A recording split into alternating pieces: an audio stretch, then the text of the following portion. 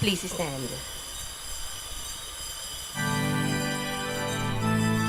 Masaya nating ipaghanda ang pagdating ng manunubos, tagapagligtas natin. Tuwiri mga landas, mga alitan ay tapusin, sapagkat si Kristo'y darating.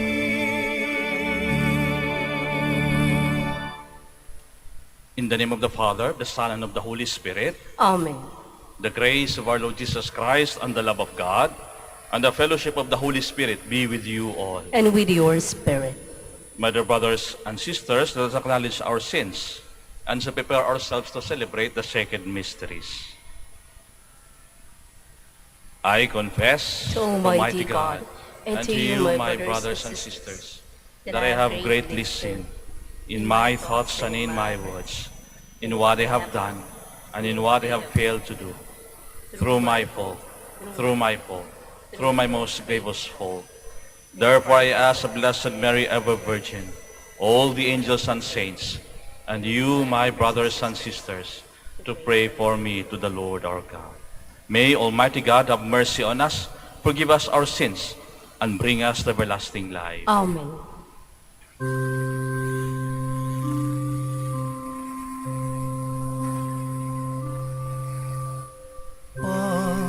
Panginoon, kaawaan mo kami.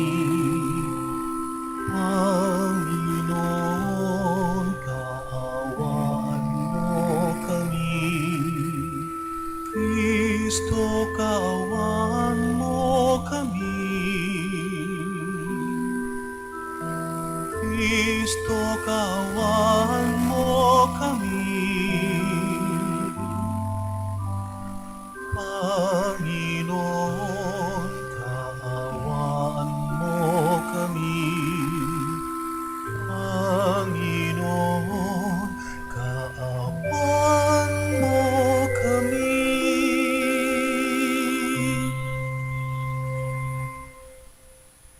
Let us pray.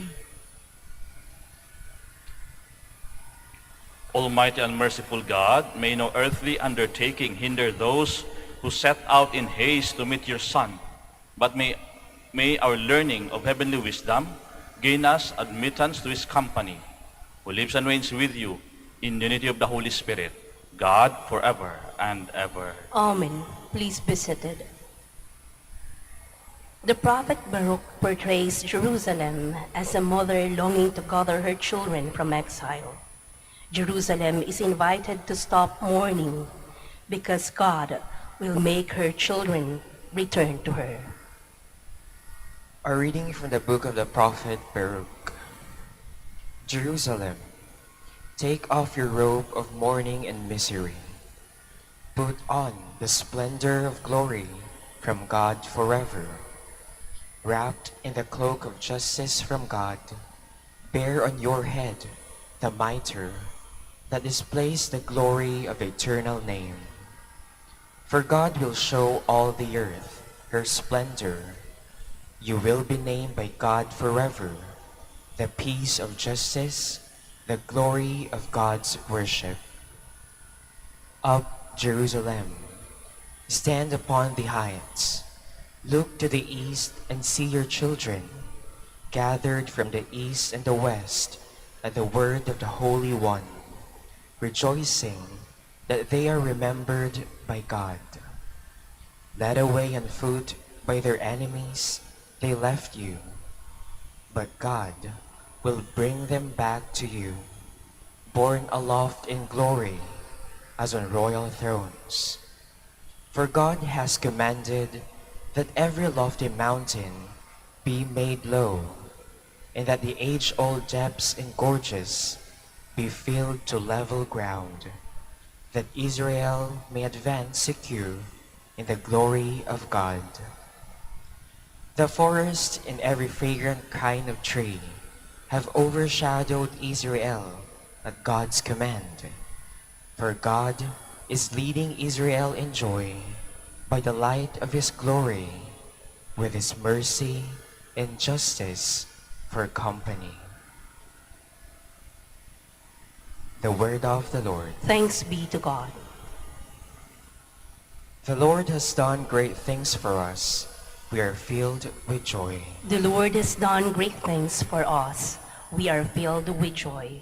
When the Lord brought back the captives of Zion, we were like men dreaming. Then our mouth was filled with laughter, and our tongue with rejoicing. The Lord has done great things for us. We are filled with joy. Then they said among the nations, the Lord has done great things for them. The Lord has done great things for us. We are glad indeed. The Lord has done great things for us. We are filled with joy. Restore our fortunes, O Lord, like the torrents in the southern desert. Those who sow in tears shall reap rejoicing. The Lord has done great things for us. We are filled with joy. Although they go forth weeping, carrying the seed to be sown, they shall come back rejoicing, carrying their sheaves. The Lord has done great things for us. We are filled with joy. The Apostle Paul encourages the Christians of Philippi to be pure and blameless for the day of Christ. The Christian faith lived in joy and faithfulness is the best preparation for Christ's coming. A reading from the letter of St. Paul to the Philippians. Brothers and sisters, I pray always with joy in my every prayer for all of you, because of your partnership for the gospel from the first day until now. I am confident of this, that the one who began a good work in you will continue to complete it until the day of Christ Jesus. God is my witness, how I long for all of you with the affection of Christ Jesus.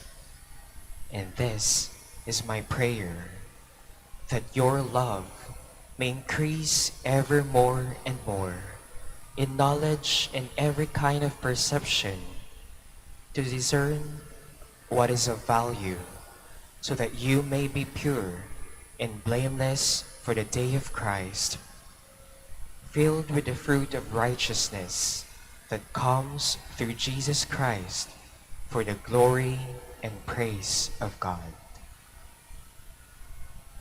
The word of the Lord. Thanks be to God. Please stand. Alleluia, alleluia. Prepare the way of the Lord, make straight his paths. All flesh shall see the salvation of God. Alleluia, alleluia.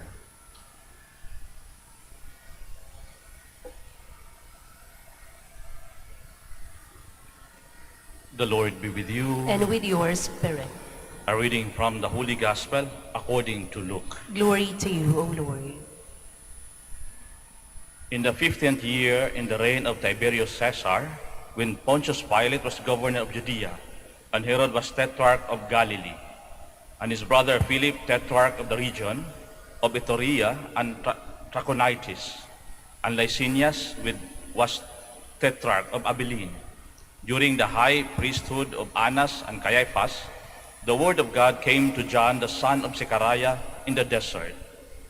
John went throughout the whole region of Jordan, proclaiming a baptism of repentance for the forgiveness of sins, as it is written in the book of the words of the prophet Isaiah, a voice of one crying out in the desert, prepare the way of the Lord, make straight his paths. Every valley shall be filled, and every mountain and hill shall be made low. The winding roads shall be made straight, and the rough ways made smooth, and all flesh shall see the salvation of God. My dear brothers and sisters, the Gospel of the Lord. Praise to you, Lord Jesus Christ. Please be seated. Magandang hapon po sa inyong lahat at welcome po sa Basilica ng Our Lady, sa Minor Basilica ng Our Lady of the Rosary of Manaoag. Tandaan po natin na ang tunay na nagmamahal ay tumutupad sa pangako at isinasabuhay ang pangako. Madalas kasing sinasabi Promises are meant to be broken. No. Promises are meant to be fulfilled, and they are meant to be lived. Ganun po, kapag ka nangako, kapag ka mahal mo, tutuparin mo. Kaya nga, minsan sa kasal, di ba, ano sinasabi sa kasal? Till death do us part. Kaya kung hindi mo na matis yung asawa mo, bahala ka sa buhay mo. Pinili mo yan. Till death do us part. Pangako.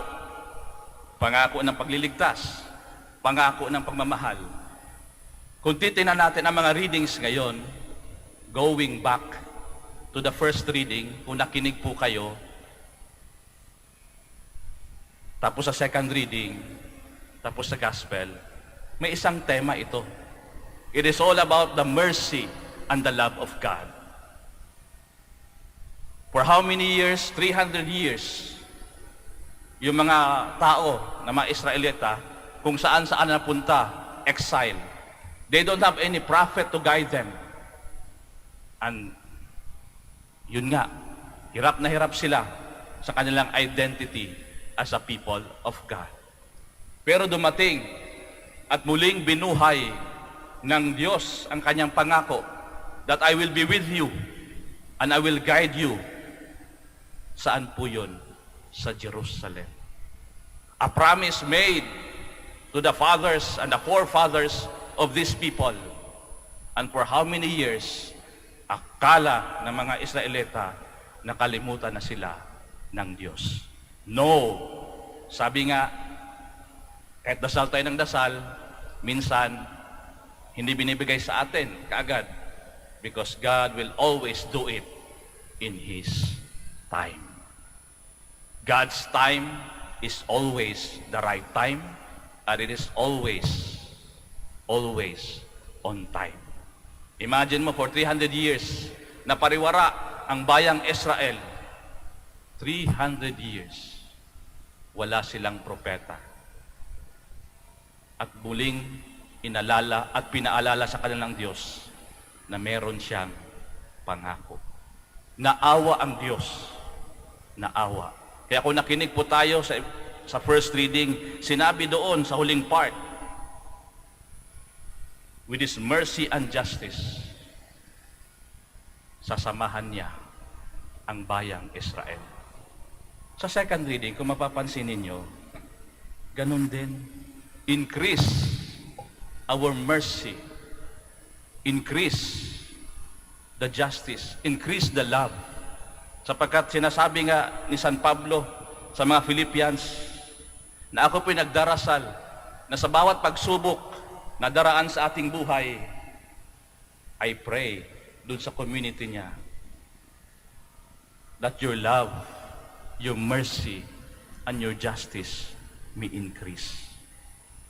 Ibig sabihin nito, kahit sa dasal ng mga yung mga early Christians, they were praying for that mercy, for that love, for that promise of God, of His love and mercy.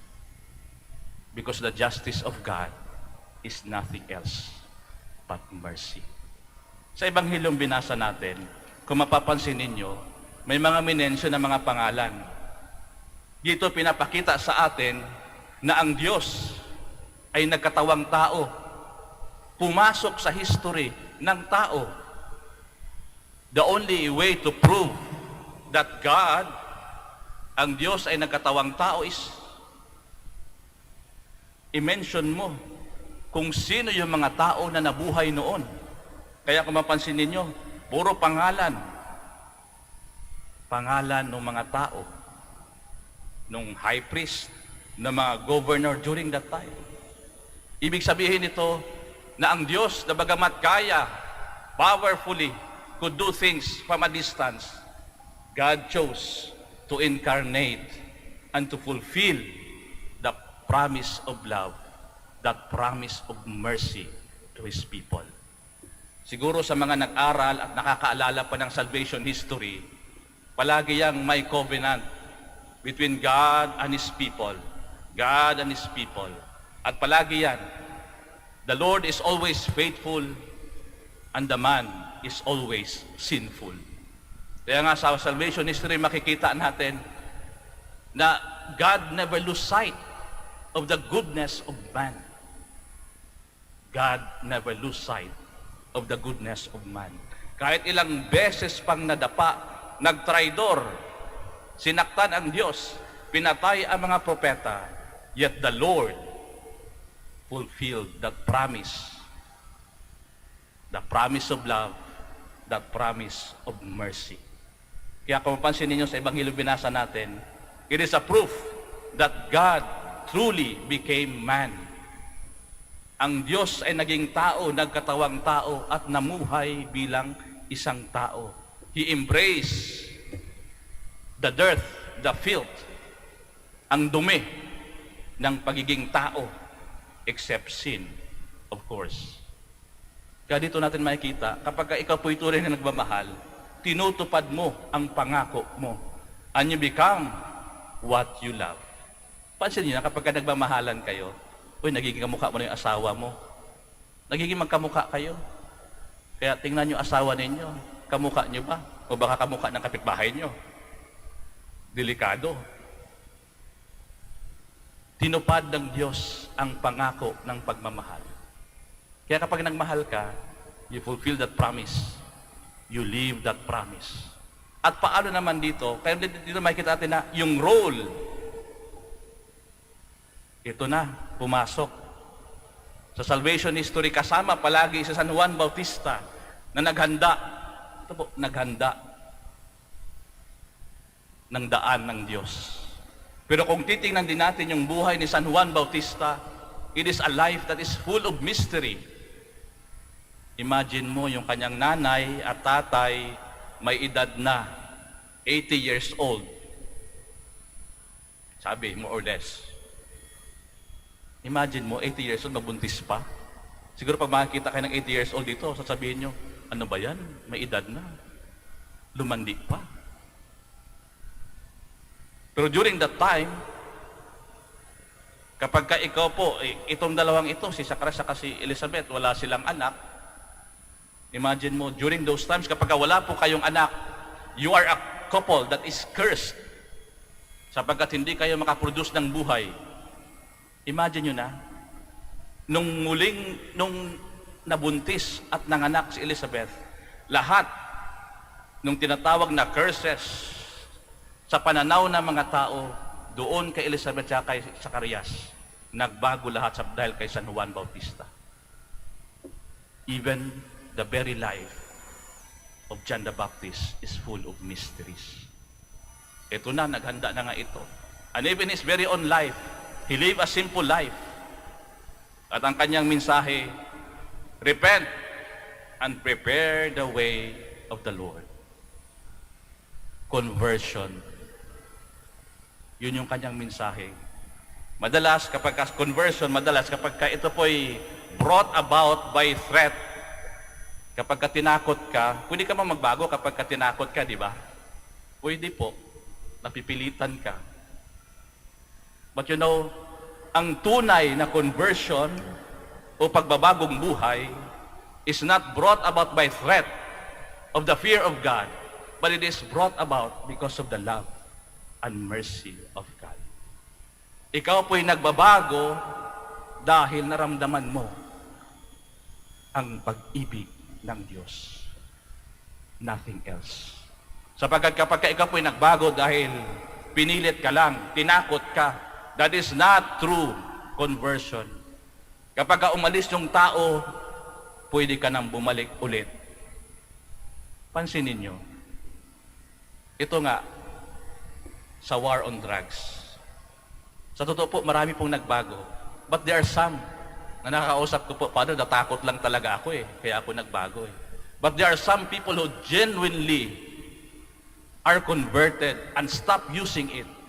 Not because they're afraid of the police o kung sino pa man na maghabol sa kanila, but because of the love of their family. So tandaan natin yan. Na ang pagbabago ay hindi na dapat nanggagaling sa takot. Ito'y nanggagaling sa pagmamahal. Kaya kung sinabi ni San Juan Bautista, his very own life is an expression of God's love. And his message of repentance is also about God's love. Nothing else. Hindi niya sinasabing magbago kayo sapagkat mapupunta kayo sa impyerno. Magbago kayo dahil ako ay pinadala ng Diyos. Dahil mahal kayo ng Diyos. Conversion, repentance, mas masarap makamtan kapag ito po'y nakaugat dahil sa pagmamahal ng Diyos. Pansinin nyo na kapag mayroon kayo mga tao o sa pamilya, nagbabago yan dahil naramdaman nila na mahal sila. Madali pong takutin ang bata. Pansinin nyo, magbago ka na, babawasan ko yung ano mo. Magbago ka na, babawasan ko allowance mo. Magbago ka na, hindi ka nakapaaralin. Threat yan eh. For a certain time, they will follow. Pero darating ang panahon, pag wala na kayo, balik sa dating gawin. Kasi ang tunay nagmamahal, ang tunay nagbabago, ay ito yung nagbabago dahil naramdaman nila na sa kabila ng kanilang kasalanan, the Lord or yung mga taong nasaktan nila chose to love them, chose to be faithful to them, chose to be hopeful to them. At yun ang mahalaga. Kaya nga, sa Advent season na ito, titingnan natin. Sa totoo lang, we are preparing for Christmas. And what is Christmas? Incarnation. Bakit may incarnation? Because of God's love. And that is what we are preparing for. We prepare na maramdaman ulit ang pagtupad ng pangako ng Diyos sa Paskong darating. Actually, Christmas is only a remembering. But we remember that love. And hopefully, as we remember that love, we are converted once more to say that God loves me and He will always fulfill His promises of loving me. Because God will always be with me at the end of time. Katandaan po natin, ang tunay na nagmamahal ay palaging tumutupad at isinasabuhay ang pangako. At ang pangako ng Diyos, tayong lahat ay sasamahan niya hanggang sa katapusan. Yan ang mahalaga. Let us all stand. Together, let's profess our faith. I believe in one God, the Father Almighty, maker of heaven and earth, of all things visible and invisible. I believe in one Lord Jesus Christ, the only begotten Son of God, born of the Father before all ages, God from God, light from light, true God from true God, begotten not made, consubstantial with the Father. Through him all things were made. For us men and for our salvation, he came down from heaven, and by the Holy Spirit was incarnate of the Virgin Mary, and became man. For our sake he was crucified under Pontius Pilate. He suffered death and was buried, and rose again on the third day in accordance with the Scriptures. He ascended into heaven, and is seated at the right hand of the Father. He will come again in glory to judge the living and the dead, and its kingdom will have no end. I believe in the Holy Spirit, the Lord, the giver of life, who proceeds from the Father and the Son, who with the Father and the Son is adored and glorified, who has spoken through the prophets. I believe in one holy, Catholic, and Apostolic Church. I confess one baptism for the forgiveness of sins, and I look forward to the resurrection of the dead and the life of the world to come. Amen. longing for the Lord's coming, let us now turn to our Heavenly Father to help us prepare the way of the Lord. Full of confidence, and for every petition we shall answer, Lord, graciously hear us. Lord, graciously hear us.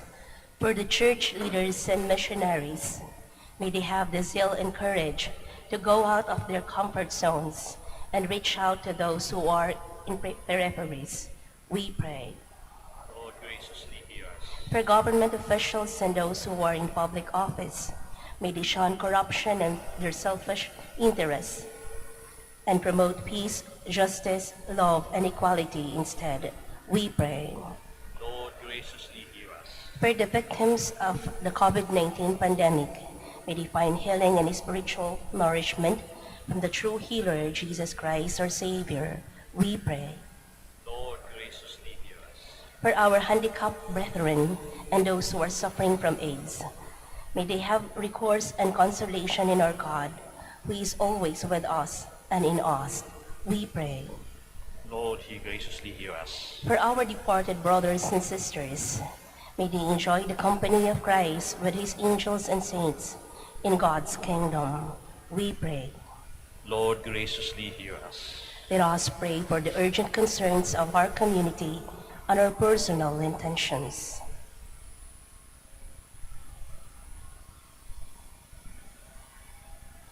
We pray.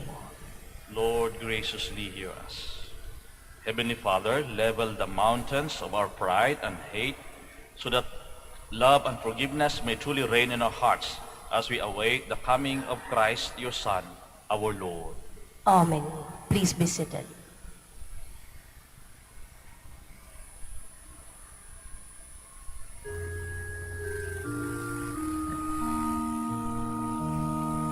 Panginoon, aming handog ang tinapay at alak-alay ng bayan, umaasa sa pagdating mo. Gayon din aming hinahanda ang aming puso, upang dito'y manahan ka sa pagdating mo.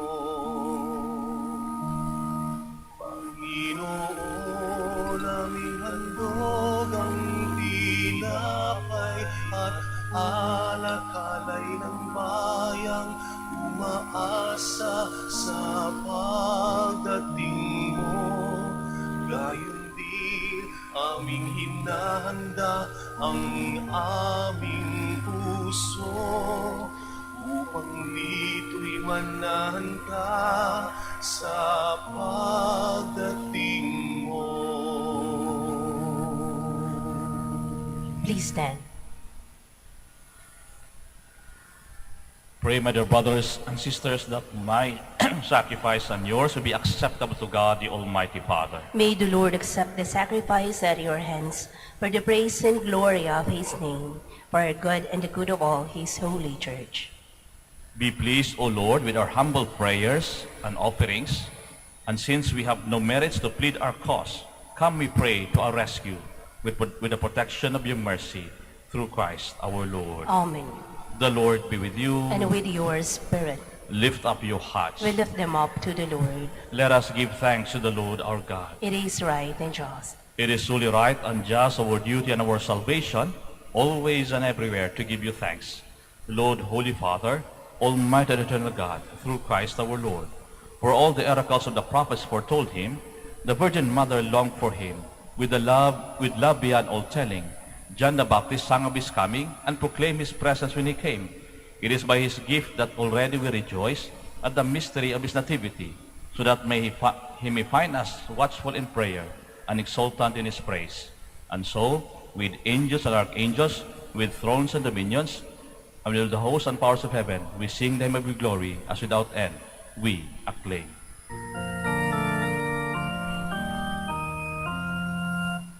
Holy, holy, holy, Lord God of hosts. Heaven and earth are full of your glory.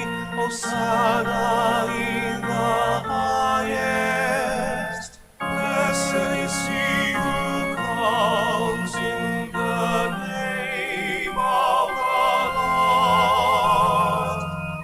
Hosanna, Hosanna in the highest. Please kneel. You are indeed holy, O Lord, the fount of all holiness. Make holy, therefore, these gifts, we pray, by sending down your Spirit upon them like the dewfall, so that they may become for us the body and blood of our Lord Jesus Christ. At the time he was betrayed and entered willingly into his passion, he took bread and giving thanks, broke it, and gave it to his disciples, saying, "Take this, all of you, and eat of it, for this is my body, which shall be given up for you."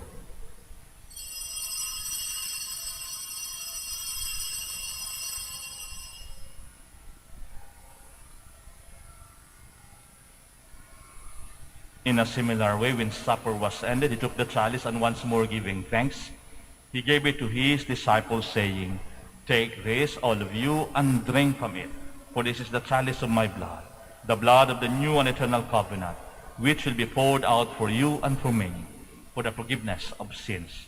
Do this in memory of me."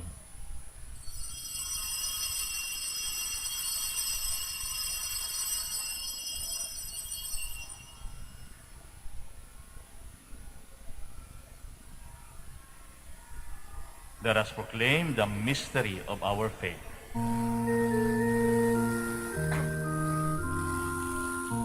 We proclaim your death, O Lord, and profess your resurrection until you come again.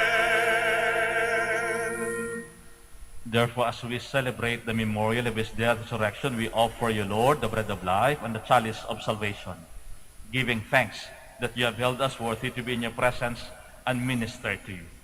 Humbly we pray that partaking of the body and blood of Christ, we may be gathered into one by the Holy Spirit.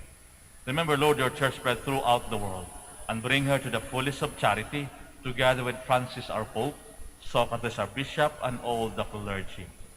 Remember also our brothers and sisters who have fallen asleep in the hope of the resurrection, and all who have died in your mercy.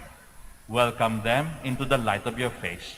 Have mercy on us all, we pray, that the Blessed Virgin Mary, Mother of God, with the blessed apostles and all the saints who have pleased you throughout the ages, we merit to be co-heirs to eternal life, and may praise and glorify you through your Son, Jesus Christ. Through him, and with him, and in him, O God, Almighty Father, in the unity of the Holy Spirit, all glory and honor is yours forever and ever. Amen, amen, amen, amen. Please stand. At the Savior's command and formed by divine teaching, we dare to say,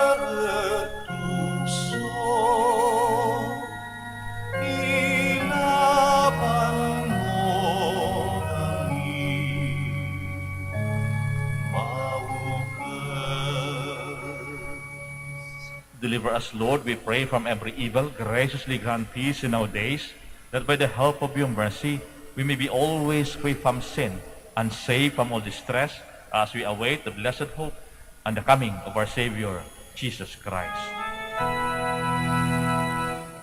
For the kingdom, the power, and the glory are yours, now and forever. Lord Jesus Christ, who said to the apostles, "Peace I leave you, my peace I give you," look not on our sins, but on the faith of your church, and graciously grant her peace and unity in accordance with your will, who live and reign forever and ever. Amen. The peace of the Lord be with you always. And with your spirit. Now let us offer each other the sign of peace. Peace be with you.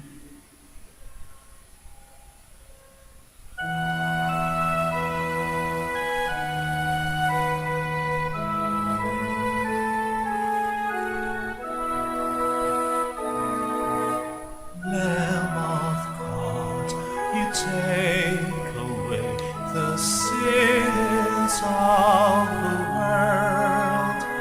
Have mercy on us. Lamb of God, you take away the sins of the world. Have mercy on us. Lamb of God, you take away the sins of the world. Grant us peace. Grant us peace. Please kneel. My dear brothers and sisters, behold the Lamb of God. Behold him who takes away the sins of the world. Blessed are those called to the supper of the Lamb. Lord, I am not worthy that you should enter under my roof, but only say the word, and my soul shall be healed.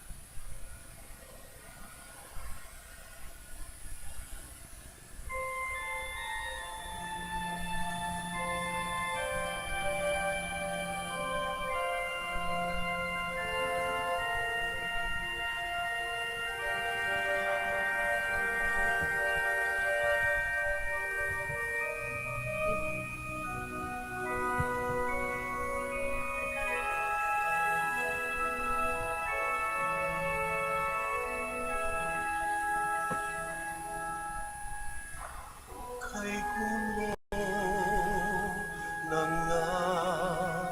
ng mundo, hirap sa puna at lungkot, kaya't sama-sama tayong manalangin dahil darating na ang Pasko. Panginoon, halina't umarito ka. Sagipin mo ang bayan, ikaw ang pag-asa.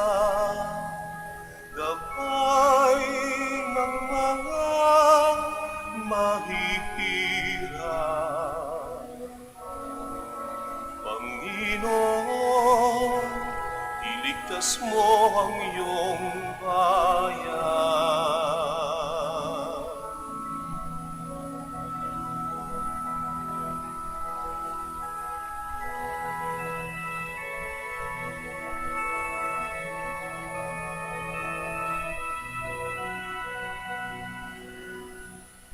ba't kay saya daan ng Pasko?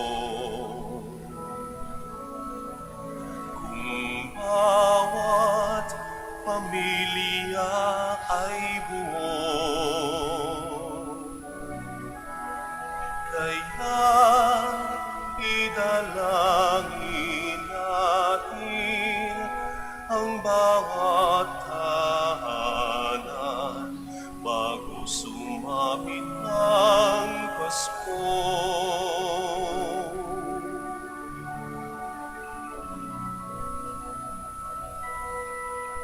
Panginoon, halina, pumarito ka.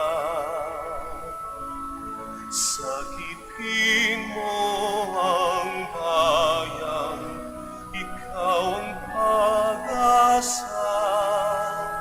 Gabay ng mga mahihirap. Panginoon, iligtas mo ang iyong bayan.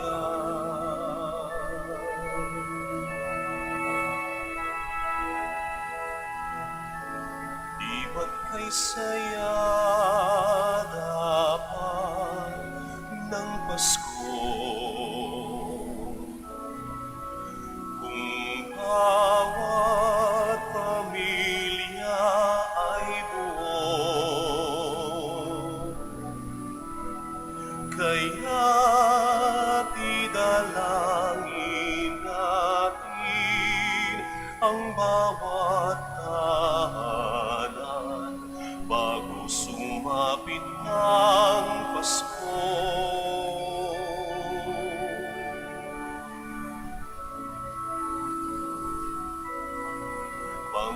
Panginoon, halina, pumarito ka. Sakipin mo ang bayan, ikaw ang pag-asa. Gabay ng mga mahihirap.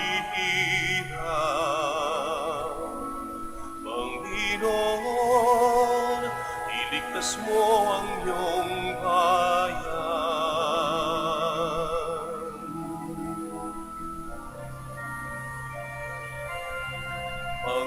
Panginoon, halina, pumarito ka. Sakipin mo ang bayan, ikaw ang pag-asa.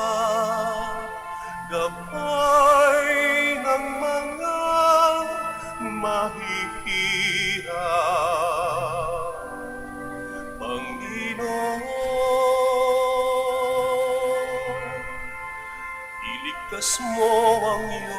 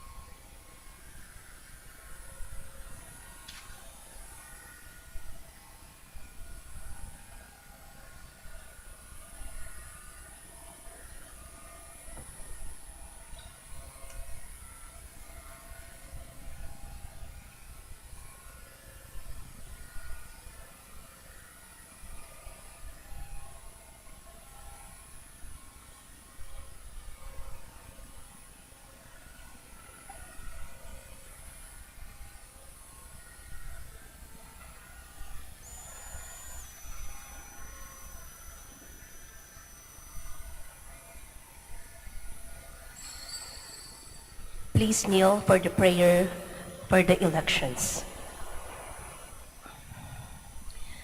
Let us pray that the forthcoming national and local elections may truly reflect the will of the Lord, who guides the destinies of nations. Let us pray together. Deliver us, Lord, from coercion, intimidation, violence, and terrorism, from dishonesty, lies, and all distortion of truth, from bribery, graft, and all conspiracy for fraud, from gullibility for the deceptive and blindness of perspective, from threats, intimidation, and perverse language. Let us pray together. Hear us, Lord, that conscience may always be our ultimate norm, that the common good may always be our highest goal, that human dignity may be respected at all time, that the poor and the weak may always have the priority, that care for creation may never be ignored, that solidarity may guide the path of peace and development, that genuine fear of God and love of neighbors may guide those who seek public office. Let us pray. Shepherd of souls and Savior of the nations, politics is your gift to us, a call to serve others and grow in holiness. Guide our politics as you guide our lives. May our political engagement for voters and candidates bring glory to your loving name and help us grow in holiness forever and ever. Amen. Please stand.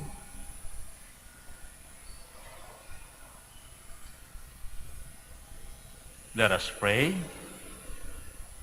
Replenished by the food of spiritual nourishment, we humbly beseech you, O Lord, that through our partaking in this mystery, you may teach us to judge wisely the things of earth and hold firm to the things of heaven. Through Christ our Lord. Amen. The Lord be with you. And with your spirit.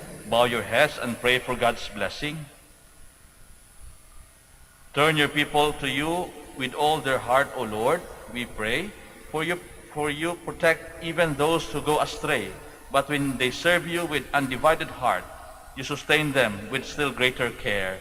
Through Christ our Lord. Amen. And may the blessing of Almighty God, the Father, the Son, and the Holy Spirit come down on you and remain with you forever. Amen.